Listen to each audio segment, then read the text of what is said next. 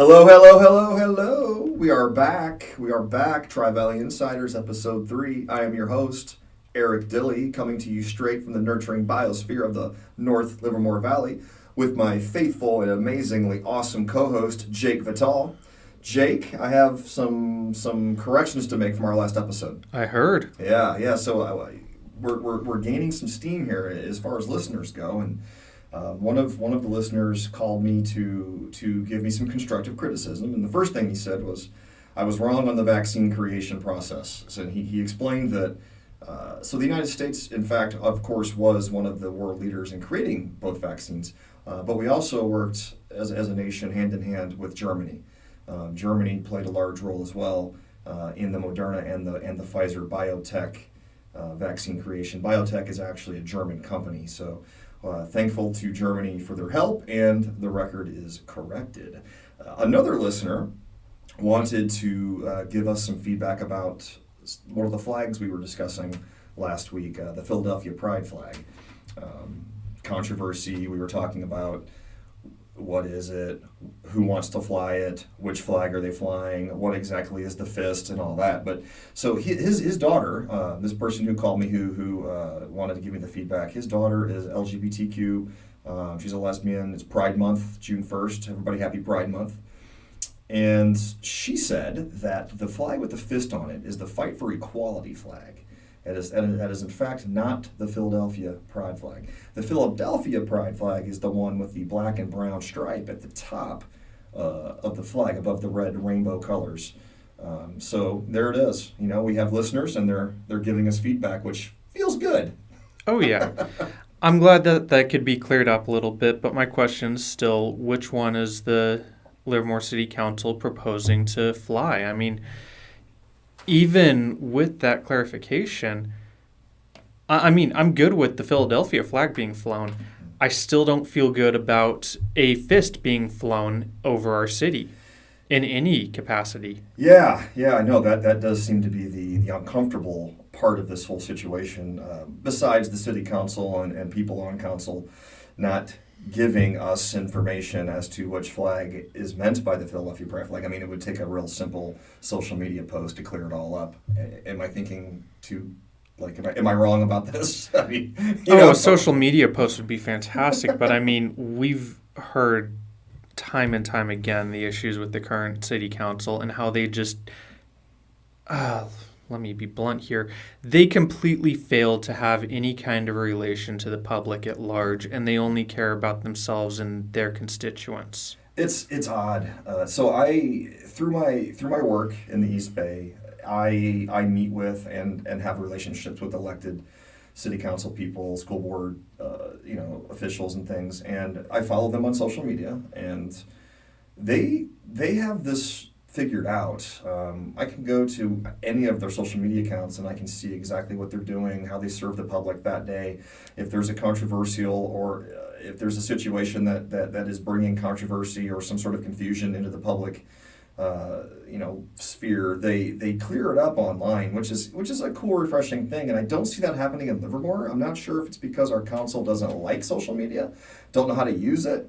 One of them is very good at social media. It's one of the reasons why she was elected. It was because of her very, very proficient social media presence. She was very good at getting her message out and her images and logos and information about herself. I would like to see the same effort with some of the details and facts about issues that pertain to us in Livermore. So, and not to mention, look at how much support the individual members of the city council have gotten from Unify Livermore over the past 24 months or so. Are you really going to tell me that at this point they suddenly have no capacity to do social media? They don't know how to do the exact things that they were doing a fantastic job at just months prior? Exactly right. I mean, it doesn't make any sense, but then again, that's why we talk about it. But I'm actually getting very beaten down by bringing negative thoughts into our podcasting room. Let's switch gears a little bit and let's bring in some happiness and some joy and some feel good, and talk about Rotary. Let's talk about Rotary today. Oh God, I love Rotary. So do I. Actually, it's if so. I have a sister. She's a younger sister. We'll get into Rotary, what it means, what it is, how many are members in the world, how it started, just exactly what the local initiatives are. Jake will talk about his club, I'll talk about mine and the others. But first I'll tell you a story. So when I joined Rotary, International Rotary is the global organization. And there are roughly 1.2 million, with an M, Rotarians in the world. And it simply put, it's the world's oldest service club organization, founded by Paul Harris about 110 years ago in Chicago, Illinois.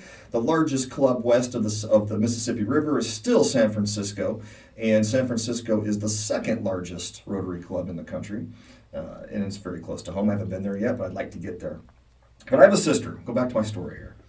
When I joined Rotary 5 years ago, I saw how it was going to make my life better. Gives me an opportunity to serve others, an opportunity to meet and network with city leaders in the community, influential people. Rotary is a service organization. It is also it's also a networking organization, like-minded people getting together to make the community better. And my sister's a business owner in Austin, Texas. Her and her husband own a brewery in Austin, Texas. Fourth Tap Brewing Co-op is their brewery, and it's been around for almost 6 years now. It's fantastic. They actually have a partnership with the Black Pumas, the actual Grammy-nominated band. The Black Pumas collaborated on a beer called Stay Gold, and my sister and her husband know the Black Pumas, so pretty cool. I have a cool little sister.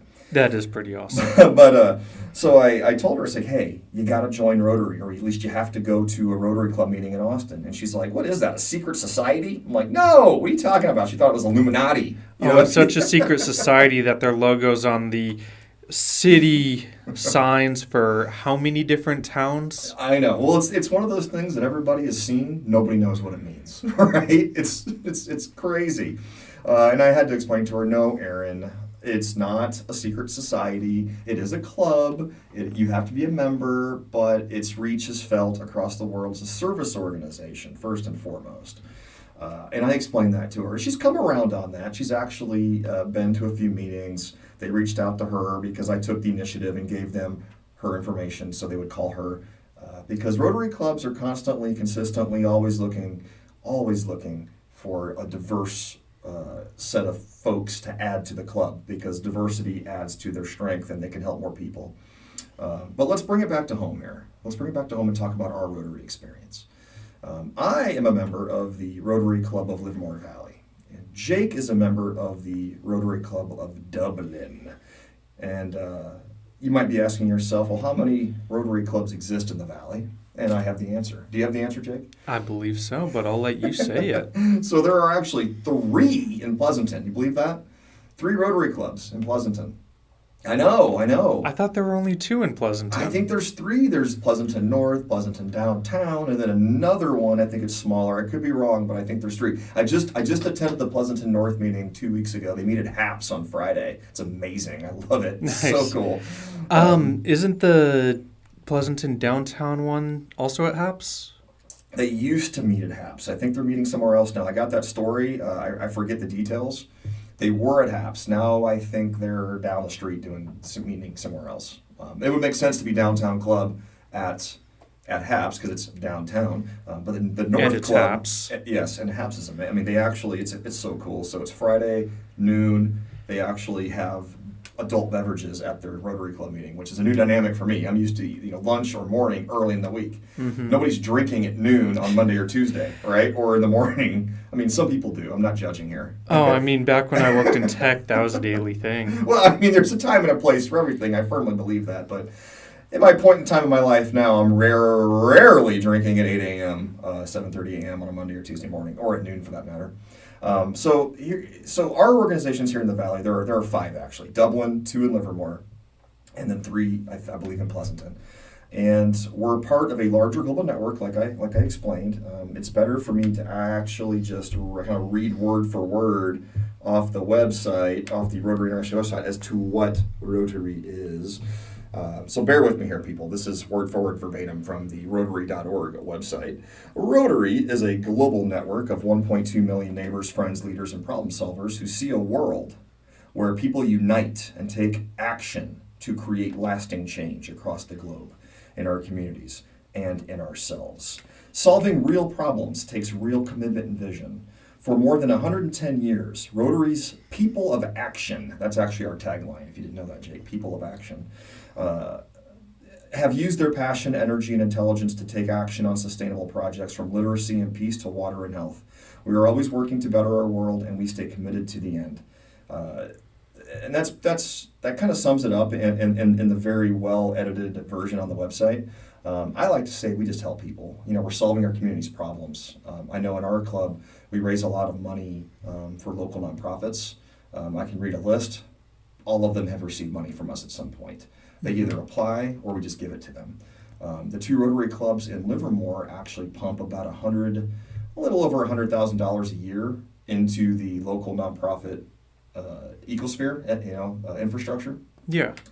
We do service projects at Shepherd's Gate, which is off Portola. It's an abused women's home where they can seek refuge and bring their children. It's a wraparound services. It's really, really, really great facility to help women. We help them out quite a bit with. You've taken part in some of those projects. Yeah. I think that was 2019. Yeah.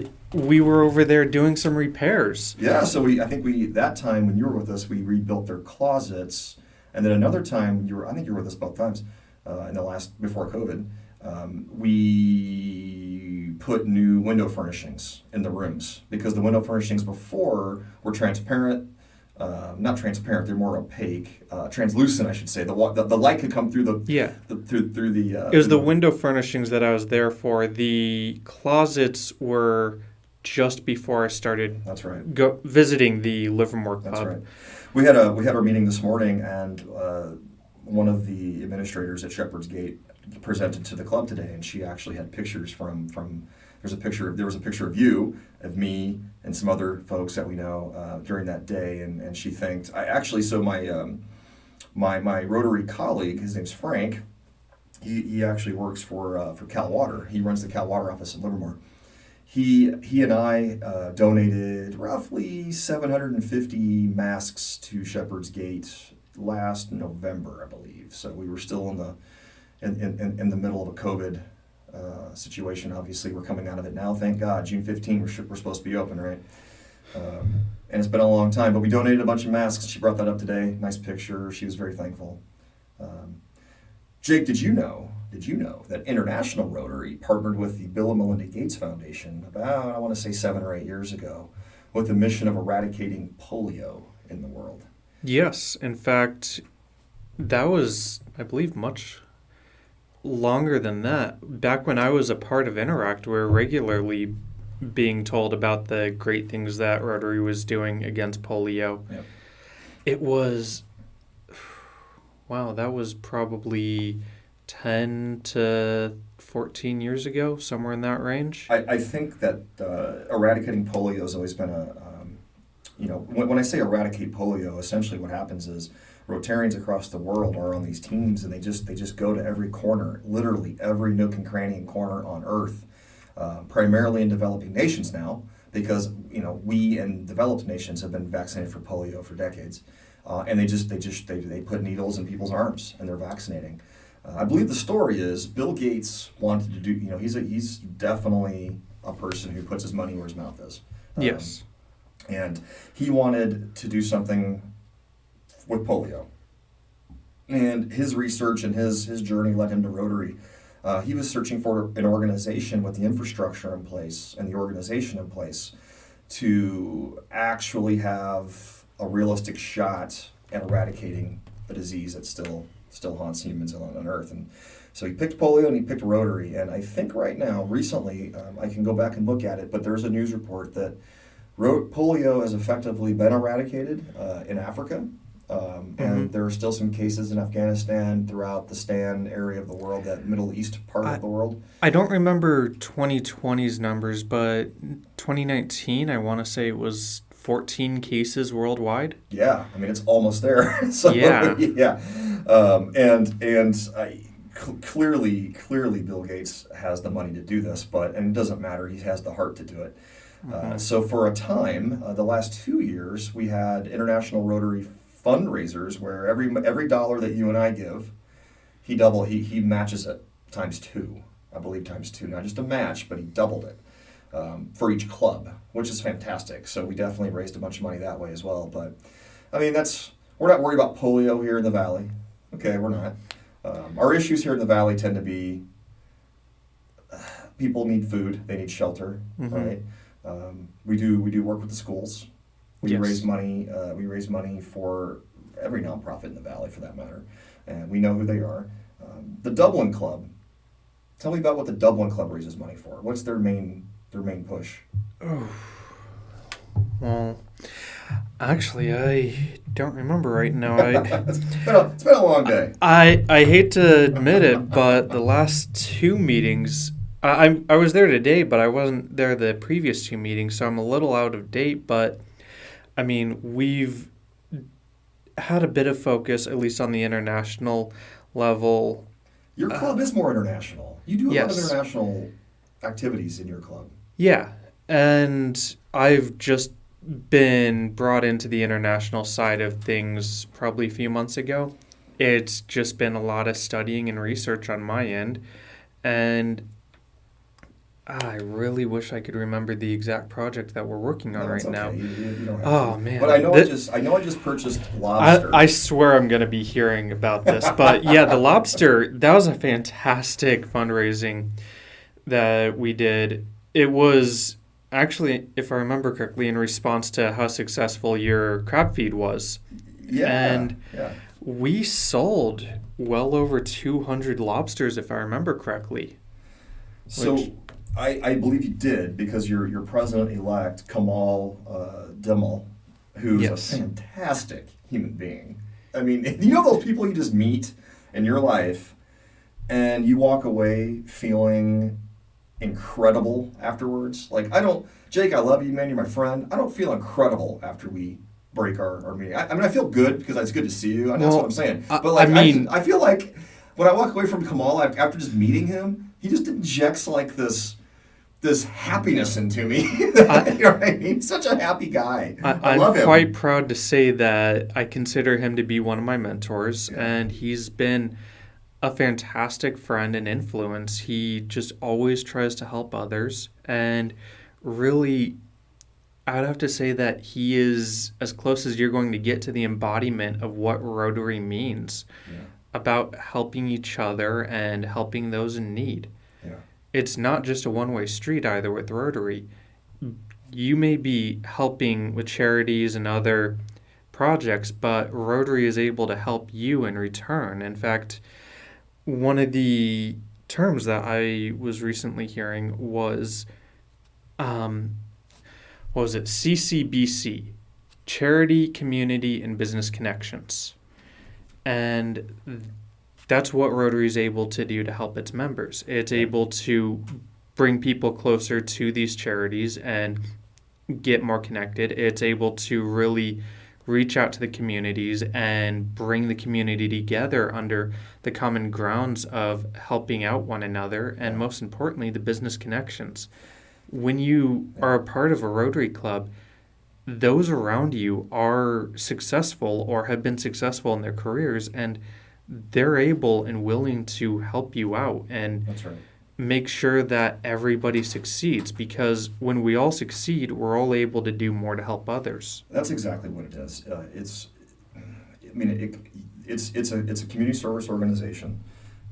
We're there to do good work. We're there to raise money. We're there to help people.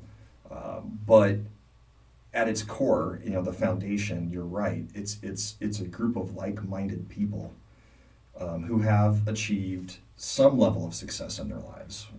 Not always financial. Like, to me, success isn't always financial, right? It's they've been able to touch and influence others. Maybe they're a leader in an organization, or perhaps they're elected, or perhaps they're just really great people who just seem to make really great things happen, right? In their lives and for others. But they're all there. I mean, that's the cool thing. And like in my club, I know there are some very, very wealthy people. And then there's me, I'm not, I wouldn't consider myself to be very, very wealthy. I'm a career educator. My wife is a corporate, she works for a Fortune Fortune 500, actually a Fortune 250 company headquartered here in the Valley, and we do what we do well. You know, we're comfortable, but not wealthy. You know, not wealthy. I'd like to be wealthy. You know, working towards that. Don't we all? But it's a collection of people who are like-minded, and one thing that I want to be clear about Rotary as well. It's not just a club you belong to, and the networking is great, and the friendships you make are lasting. But it also changes your life. It actually it gets into the fabric of your life and puts a lens. Like, we all see life through lenses, right? I'm a husband, I'm a father, I'm a friend, I'm an educator. We all put those lenses on. Rotarian, being a Rotarian is another lens that I see life through. And I'll give you an example of that. So at Rotary, we have something called the four-way test. Mm-hmm. The four-way test, right? And everything we do, and we recite this four-way test, we bring it up all the time, and it's not just words on paper, it should be a part of your daily life as a Rotarian. Here is the four-way test. So this can be applied to anything in your life. Anything. Whether you're a leader making a decision, you're a husband or a wife or a family member or a brother or sister dealing with a sibling, a spouse, whatever. Here's the four-way test. Number 1, is it the truth? Number 2, is it fair to all concerned? Number 3, will it build goodwill and better friendships? And number 4, will it be beneficial to all concerned?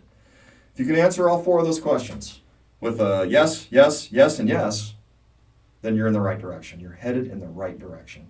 Not always easy. Life's tough. We have political situations. We have work situations. People do harm to us. We want to lash out at them.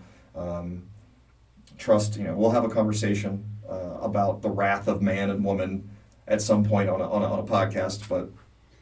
But this lens of being a Rotarian has helped me in my life keep my calm, keep my emotional side in check. And you know I can be very emotional. Yeah, absolutely. I'm an emotional being, and I come from a long line of emotional people. Trust me, if I ever get to take you to see my family, you'll know exactly why I am the way I am. But being a Rotarian has given me this lens to see the world through, to interact with others, and I'm grateful for that. Rotary makes you a better person. Yes. Essentially, it really, really, really does. And that's one of besides helping the community and giving back to others and being a servant, becoming a better person is the best byproduct of being a Rotarian, in my opinion, that I've experienced. What would you say to that? I would honestly say that Rotary has been one of the biggest positive influences on my life, not just as an adult, but even in high school in Interact. As you know, What is Interact? Tell the world what Interact is. I'll tell it in the form of a bit of a story. As you know, I had a bit of a troubled childhood, didn't have very much support, not very much family there. I didn't know what to do, and I was honestly a little shit. But there you go. I was brought into this lunchtime club called Interact. And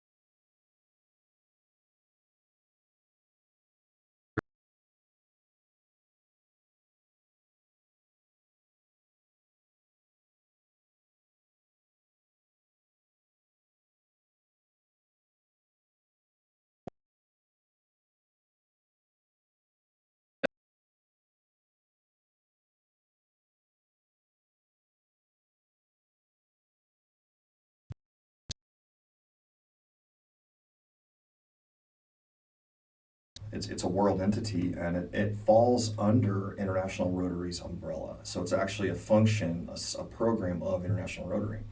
And it's made for kids, for high school kids, essentially Yes. 12 to 18-year-olds. And you were a member of that. So in my club, so Rotary clubs sponsor an Interact club at a school. The Interact club that we sponsor at the Livermore Valley Rotary Club is the Granada Club, right? Mm-hmm. And then our afternoon club in Livermore sponsors the Interact club at Livermore High School, I believe. So I'm not sure which one. I'm sure it's Dublin High. There's only one high school in Dublin, so Dublin High is your Interact club. Yes. But we have, so once a month, it's once a month, we give an award to Granada High School Student of the Month, right? Mm-hmm. At today's meeting, since it's the last meeting of the year, it was the valedictorian. He was a fantastic kid. But a few times this year, we've had Interact students give a presentation to the club. Fantastic young people. I mean, just organized, driven, articulate, intelligent, purpose-driven, just fantastic young people. I'm sure you're one of those young folks at Granada. We can talk more about your experience at Granada on another podcast. I know that's coming, but... I'm sure anybody that I went to high school with, if you're listening now, you're just rolling your eyes like, it's that guy. Jesus Christ. Well, it's fantastic, and it's there. And I don't think a lot of people, and one of the reasons why we're doing this, sitting here talking to each other with microphones, is to get information into the world that people don't know, right? Yeah. Nobody knows about these things. If you're a parent of a student, it goes to any high school in the Valley for that matter, but let's say Granada or Livermore High, and you want them to connect to an organization that can help them as a young person to develop their leadership skills, to develop their sense of self, look into the Interact Club. It's run by really wonderful people, well-intentioned.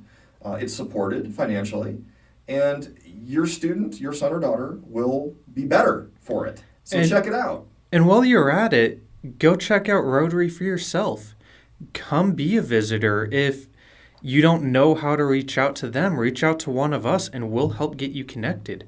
Come see what it's about, give it 1 or 2 meetings, and see if it's your thing. Because the people there, they're going to be open, they're going to want to learn about you, and they're going to want to be able to help you.